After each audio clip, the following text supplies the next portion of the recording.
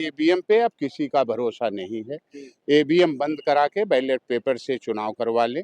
आज शिक्षा, स्वास्थ्य, सुरक्षा के लिए जो सरकार चुनी जाती है। सर, आप तो एक किसान नेता हैं, ये तो राजनेता है, तो देखो वहाँ जाके शपथ ग्रहण कर रहे हैं। आप कह रहे हो कि ईवीएम गलत है। ईवीएम गलत हो तो शपथ ग्रहण क्यों कर लेते? ये ऐसा है, किसानों का भी आंदोलन आपने देखा होगा। जी। किसानों को भी इन्होंने कहा था, हाँ। जब 13 महीने आंदोलन चला और 750 किसान शहीद हुए, हाँ। तब लास्ट में हमारे देश के प्रधानमंत्री आते हैं, 2 मिनट में कहते हैं कि मैंने बहुत बड़ी भूल किया, आज तक समझ नहीं पाया। हाँ। तो एक चीज है, हर आंदोलन, आज हर आवाम, चाहे किसान, जवान, पहलवान, युवा, बेरोजगार, सभी रोड पे हैं। और एक तरह से हमारी सरकारी सारी संस्थाएं, अचल संपत्ति जो होती है वो खत्म की जा रही है। जब शिक्षा खत्म हो जाएगी,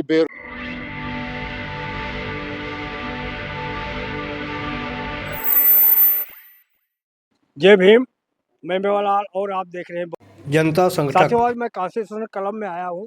यहाँ पर बैलेट पेपर से चुनाव की मांग हो रहा है, जो ईवीएम है उसके खिलाफ हो रहा बातचीत।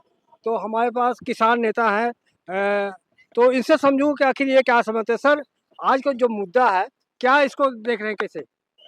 देखो, ये मुद्दा बहुत जायज है, क्योंकि जहाँ की ये मशीन बनी है वहाँ तो इससे होता नहीं, वहाँ सब जगह बैलेट पे। और नहीं, देख लो, पीछे इलेक्शन हुआ, जहाँ बैलेट पेपर से चुनाव हुआ, उसकी वोटिंग हुई तो उसमें कुछ अलग रिजल्ट आ रहा है। और जहाँ ईवीएम मशीन का, भाई एक चीज, हमारे पास ये फोन है, यही फोन ही तो एक तरह से वो है ईवीएम। जब ये हैंग हो सकता है तो क्यों नहीं हैंग हो सकता? ये देखिए, ईवीएम पे अब किसी का भरोसा नहीं है। ईवीएम बंद करा के बैलेट पेपर से चुनाव करवा लें। आज शिक्षा, स्वास्थ्य, सुरक्षा के लिए जो सरकार चुनी जाती है। सर, आप तो एक किसान नेता हैं, ये तो राजनेता है, तो देखो वहाँ जाके शपथ ग्रहण कर रहे हैं। आप कह रहे हो कि ईवीएम गलत है। ईवीएम गलत हो तो शपथ ग्रहण क्यों कर लेते? ये ऐसा है, किसानों का भी आंदोलन आपने देखा होगा। जी। किसानों को भी इन्होंने कहा था, हाँ। जब 13 महीने आंदोलन चला और 750 किसान शहीद हुए, तब लास्ट में हमारे देश के प्रधानमंत्री आते हैं, 2 मिनट में कहते हैं कि मैंने बहुत बड़ी भूल किया, आज तक समझ नहीं पाया।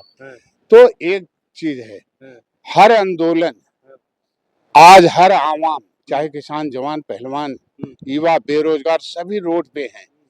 और एक तरह से हमारी सरकारी सारी संस्थाएं, अचल संपत्ति जो होती है वो खत्म की जा रही है। जब शिक्षा खत्म हो जाएगी, बेरोजगार हो जाएंगे, इनको 5 किलो राशन या इनसे नहीं जरूरत है।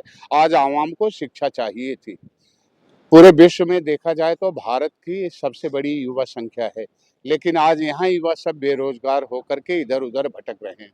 और देश के बड़े लोकतंत्र में इनको शिक्षा, स्वास्थ्य, सुरक्षा पे बात करनी चाहिए। इसकी तो बात ही नहीं। उसके पहले पार्टी आपस में कुछ दूसरा शुभ को छोड़ करके देश के बड़े लोकतंत्र में जा करके आपस में वहाँ जिहाद की तरह लड़ाई कर रहे हैं। ये क्या सर, आपको किसान जो विपक्ष है कमजोर आपको नहीं दिख रहा है? वो लड़ता ही नहीं, वो चुप मार के बैठ जाता है कि अब चुनाव, ये ईवीएम का मुद्दा ही नहीं उठा रहा है। ये ऐसा है, कहीं न कहीं जितने संगठन हैं, ये भी कहीं न कहीं भटके हैं और हमारी पार्टियां भी भटकी हैं। क्योंकि इसका सबसे बड़ा फायदा अगर किसी को होगा तो पार्टियों का होगा, लेकिन पार्टियां भी ईवीएम की तरफ ध्यान नहीं दे रही। तो उनको भी मेरा कहना है कि अगर सारे संगठन मिल करके एक नेशनल आंदोलन करेंगे, जिस दिन राष्ट्रव्यापी होगा, बड़े बड़े दूसरे देशों में देखो, और हमारे यहाँ तो जो गद्दी पे बैठ जाता है छोड़ने को नहीं तैयार है। दूसरे देशों में युवा सरकार बनाते हैं, बड़े बुजुर्गों को। सर, आप किसान लोग जब सरकार को झुका सकते हैं, तो इस मुद्दे को आप लोग क्यों नहीं ले रहे हैं कि इसको ऐसा व्यूह चक्कर बनाइए कि सरकार झुक जाए? किसान भी आगे तैयारी कर लगा हुआ है। आगे आने वाले समय में अगर सरकार नहीं मानती, ऐसे परेशान किया जाएगा, तो उनको भी हटाने की कोशिश किया जाएगा, सबको संगठित क्या किया लगता है कि जात गणना होगा? सर, देरी हो रही है। देर होगी, अभी तो बोल दिए हैं जाति जनगणना होगी, तो होगी जो कह रहे हैं, लेकिन उसके लिए रोड पे उतरना होगा, जमीनी संघर्ष करना होगा। चलो, धन्यवाद। तो देख सकते हैं किस तरह किसान नेता ने अपनी बात रखी। पद की